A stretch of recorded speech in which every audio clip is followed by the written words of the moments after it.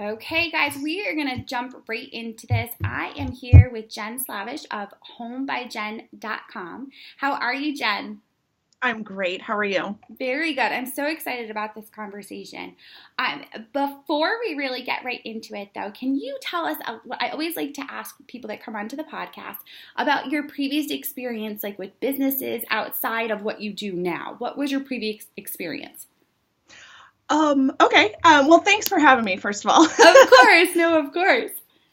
So before became, present on the online world, I actually was a hairstylist and owned my own business for 13 years before I transitioned to this. Okay. I was, in charge of, the entire running of the business, supplies, clients, money, taxes, rent, bills, right, everything. Perfect. So you were an entrepreneur pretty much before. It was just not necessarily online. It was more like physical brick and mortar. Exactly. Yeah. Perfect. So what would you say then is the toughest part about being an online entrepreneur? Human connection, I have to say, because I find myself inside of my office or my cave, alone working, and I force myself outside, because I probably wouldn't leave the house for 7 days, So I think that's probably it. Very good. Now, have you had a chance yet to go to any conferences or anything like that where you can meet other online entrepreneurs yet, or not quite yet? So I was going to go to Blog Her this year, but my husband's actually traveling the exact same weekend. It always seems that way, doesn't it? Mine, yeah. So not yet. No, and there's absolutely nothing wrong with that. Now, how long have you had homebyjen.com for? Let's see, it's May, so a year and 5 months. Okay, so not tomorrow, year and 5 months tomorrow. Yeah. Oh my goodness, so crazy. It ends up going by so fast, though, doesn't it? Because you feel like you're forging the wild, wild west sometimes. Right. Yes. And then I've been alone, just focused on my business, on my online business for 11 months now, if I can subtract.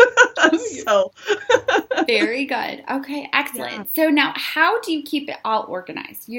Obviously, I think one of the hardest things I find is just being able to know what I'm supposed to be doing when, because it is like we're forging our own schedules and putting everything together.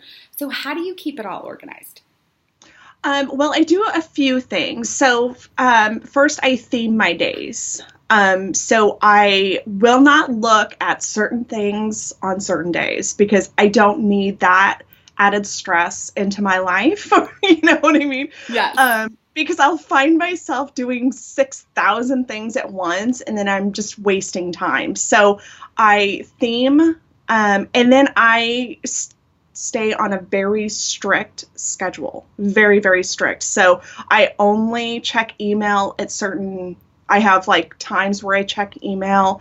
I have times where I'll check in with social media, because if I don't put those boundaries up, then I'm just kind of everywhere on the, Yes. So less headaches by doing those two things for sure. Now, can you go into more about theming? Give me a typical, what does your Monday, Tuesday, Wednesday look like? What is theming? So I also have a podcast, so I only do interviews on 2 days. I only allow a certain amount on those 2 days. So Monday and Thursdays are my recording days. Fridays are my editing days. Tuesdays are my blog. I just focus on my blog. So I might be recording YouTube videos. The Wednesday is all about content upgrades, creating social media visuals, things like that. So, and then Saturday is my planning day, and then Sunday I don't turn on my computer. Okay. Very good. See, you have that Yeah. boundary. You definitely need that too, depending. I try to do like Saturday, I'll do my education, kind of like catching up on any webinars or any courses that I've purchased that I haven't totally gotten through yet. And then actually trying to read a physical book was a good thing too. Yeah. And then Sunday is my planning day. But yes, something very similar. I love it. Yes. And it definitely helps because you don't feel like you're task switching so much. I always, for the longest time, used to say, "Oh, I'm a great multitasker," because I could do like 18 things at once. And then I started to feel like I couldn't remember where I put my keys. Like, I felt like I was losing my mind, and that's what I said to my husband. And he's like, "Well, what are you doing right now?" I'm like, "I'm doing this, this, this, and this." And he's looking at me and goes, "Yeah, that's why you are losing your mind, because you are."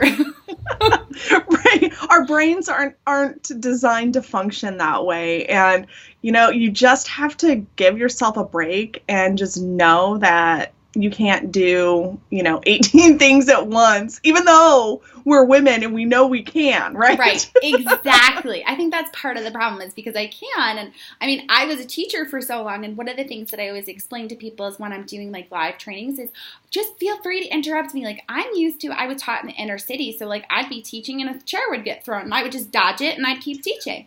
So I'm definitely used to multitasking. Right. And being quick on your toes is always a good thing too. Of course. Oh yeah. So now you talked about that you stick to a very strict schedule. What does your typical workday look like? Okay, so I am a very early riser. I mean, very early. So I'm like 4:30, 5 o'clock in the morning. I'm up. So I kind of have a self-care morning routine that I do, and then I start working around 6 a.m. I work for about an hour, make sure that the family gets ready to leave. And then I'm back working around 9.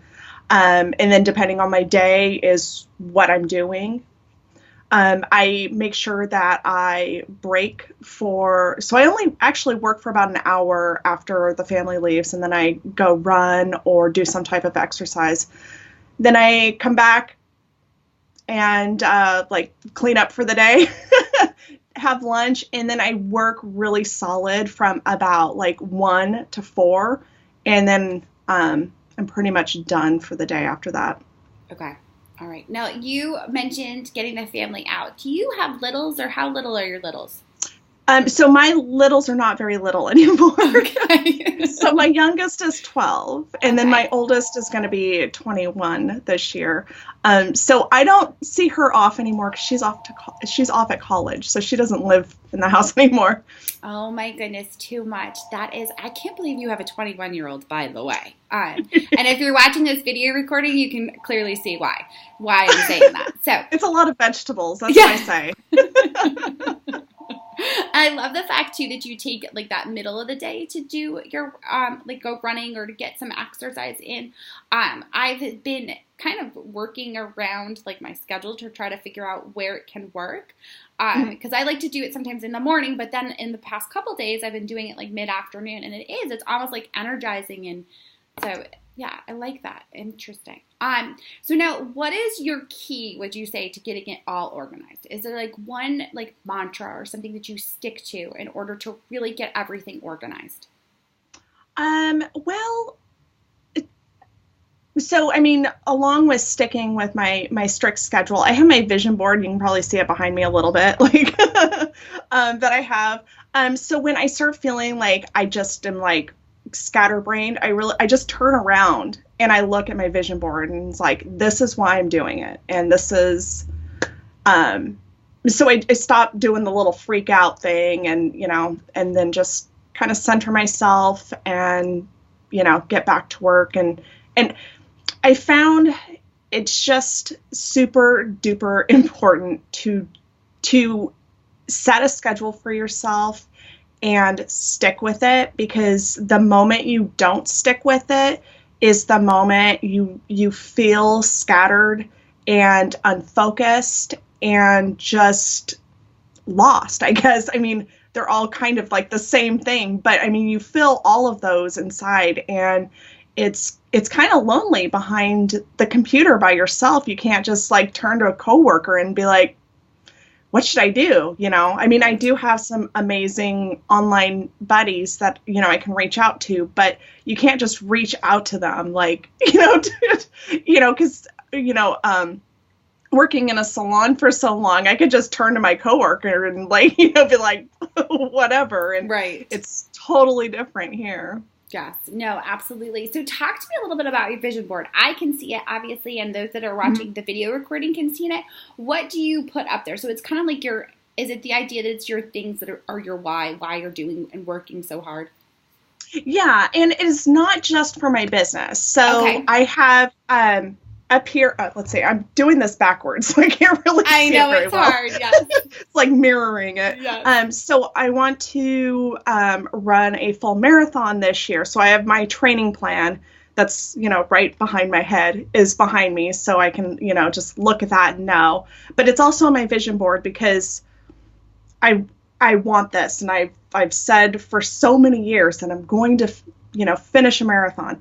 And then I have like my dream home and some different things that I want. I've a grape orchard because I want to have like fruits and vegetables and I want to have a lot of land. And then I have some numerical business goals, like where I want my email list to be, where I want, my finances to be and things like that on my vision board. And I have some, different goals for my business, like membership site and things like that. Right. So your up and coming kind of things. And do you also write them down elsewhere as like your goals and things of that nature and like a planner or anything like that? Or do you keep everything kind of centered on your vision board? Well, I do journal every morning. And so I do talk about, so in my journal, I kind of go through how I'm feeling, where my goals are at, kind of just, getting all of those, thoughts that you have in your head just down on paper so you can look at them. And so, yeah, that's probably the only other place I keep my goals. That makes total sense. So now you have an awesome download for my audience. Can you tell them a little bit about the Organized Busy Mom cheat sheet? Oh, sure. I would love that. So, of course. So it is it's an 11-page cheat sheet workbook all in one. So there are 8 steps that they can take. So the first page is like literally those 8 things that they can do to become super organized as a busy mom. You don't have to be, you could be an entrepreneur, you could be just a stay-at-home mom, but we all need those little things. And then not only is it just that cheat sheet, you have a workbook. So you can, let's say for step 1, you create a plan for yourself. So you're taking action immediately. And these are very simple things that they can do just, today and take action on today. It costs nothing. It's like things that they can just do for themselves to save time and become more organized. Okay, I love that. I didn't realize I had taken a look at it and I thought it was like one sheet. And the fact that it's a workbook, that's awesome that they can actually work through whatever it is that they're kind of setting their goals for. What else does it cover? It's setting goals it goes into. Does it also go into like daily tasks as far as like what they should be completing as far as schedules and things like that? Or... Right. And so I'm sorry, I have 100 things on my mind right now. So I couldn't tell you like every... No, you're fine. I'm drawing a blank right now, but I'm going to pull it up and so it's things like what they can automate. Let's say goals that they can set for themselves, a daily plan for themselves, creating a routine. So, I mean, those are like 4 examples and there's 8, but so it's like all of those things that they can do for themselves. And it's just creating a plan for themselves, because I think there's so many checklists and cheat sheets out there where it's like, okay, great, I need to do that. But there's no, how am I going to get to that next step that is missing? And that's where the workbook comes in. So it's like, okay, today I'm just going to focus on step 1. So I'm going to fill out the workbook and then I'm going to do this today. And hopefully they can, keep going as days go on. But right. Okay. No, that makes total sense. So now when you're planning your own days to be able to move forward, do you plan like the night before to lay out your schedule, or is it relatively, because you kind of theme it, what's coming? Do you set yourself up? Oh, right. So each evening during my evening routine, I create my daily plan. So yeah, I'm not like working, but I do set a daily plan. And then during my morning routine, I do take a look at my daily schedule, and I visualize myself going through each step and completing everything that's on my to-do list for that day. And since I visualized doing that, since I've started doing that, I'm able to complete my to-do list every single day. Okay. Yeah. I do find that when I'm able to kind of set myself, almost have the planner on the right day, instead of coming in and like it's on yesterday and I'm not ready to know exactly what I have going on during the day, it definitely helps to see it visually at the second that I walk in, for sure. Oh, absolutely. And when you wake up with a plan, you're not going to wake up lost, so that, okay, I need to get A, B, and C done before I even get to go on my run today. And that's really just very simple for me to be like, logically, it works for me. And I have to I have to jump in with the fact that you are training for a marathon on top of running an online business. So I ran a marathon before I had kids. And so it was just, I was married, but I had no responsibility really. I worked, but it was barely, not really much. But to try to fit that in on top of everything else, because the trainings, like your runs have to be hours sometimes. Oh, yeah. Be able to fit that in. Now, when you're running, do you have like, for example, like when I go to the gym myself and I'm running, I'll listen to a podcast. Can you do that when you're on a long run, or do you more listen to music to kind of keep you going? That is the time where I may listen to music, or I may just tune everything out. But actually, that's when the best ideas come to me. So I will actually run and, what do they call that? Where you just like voice record your ideas. So it'll sound like I'm kind of like talking to somebody on my cell phone while I'm running. But I get some really great clarity when I'm running. And so sometimes I'll be dictating my ideas while I'm running. Or sometimes I'll just like rock out to Pearl Jam or something. And then there's other days where I just need complete silence and I won't even bring headphones with me. Okay. And I think that I love the fact that you said that that's when clarity kind of happens too, because I feel like sometimes with everything that we have going on at home as moms and as online business owners, that it's just, there's an influx of information constantly, that there's never any quiet. I think that there's those times I look at my kids and I'm like, Mommy needs 5 minutes of just no quiet, nothing else, nothing going on. Just let me just sit here. And I don't think we take those times. I'll try to do those like when I'm driving in the car is when I'll just turn everything off and just kind of drive and let it be quiet. But you need those times you can just let your thoughts kind of go and see where it takes you. And the ideas can definitely get overwhelming, I'm sure, especially if you're on a long run. I always describe the entrepreneur's brain as like a ping pong ball, because we literally have, it's like there's ideas here, and it's, staying focused and staying on what track as far as your projects and things of that nature, can be huge. So now, one of the questions that I always ask people that are on the podcast, are there projections for 2017? What do you see as far as your business? Where do you think that your business is going? And then even where do you see as far as the industry? Are there certain things in the industry that you're noticing that you think are going to continue to do well in 2017? Well, I'm launching a membership site, so I think most of my focus and projections for this year is definitely my membership site, and just the success of that. And I know that's going to be almost a full-time job, so I'll probably be hiring some people to help on certain areas of my business so I can really just focus 100% on the membership site. As far as where I see the online world going, I definitely see more membership sites popping up instead of like the online courses,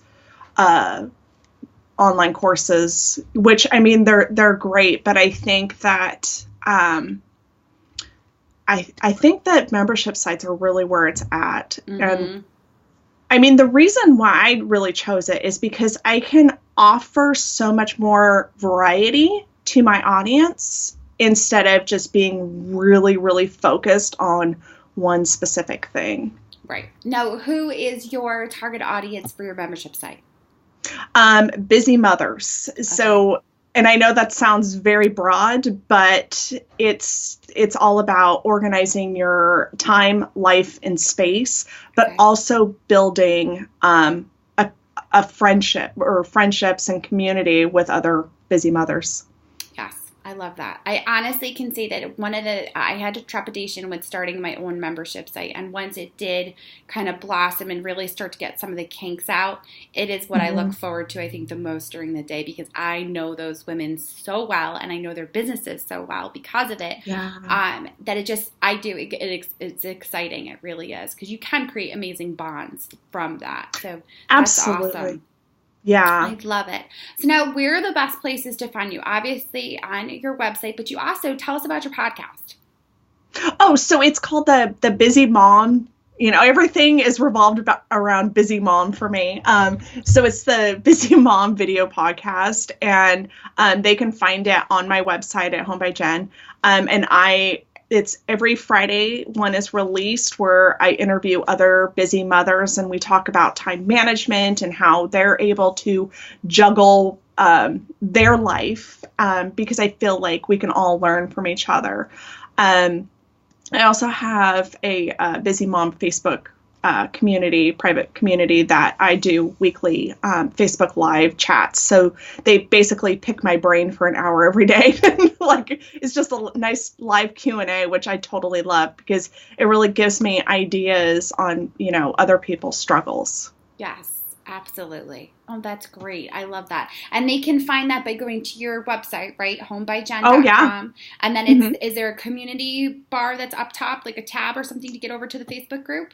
Yes, it says Busy Mom Community up on top, and then there's the Busy Mom video podcast up on top. So yeah, they can totally find everything. It's very nice and clear. There. Excellent. And I'm also going to have the show notes, your cheat sheet, so they can be sure to download that. Jenn, thank you so much for taking the time to talk with me and my audience today. I appreciate it.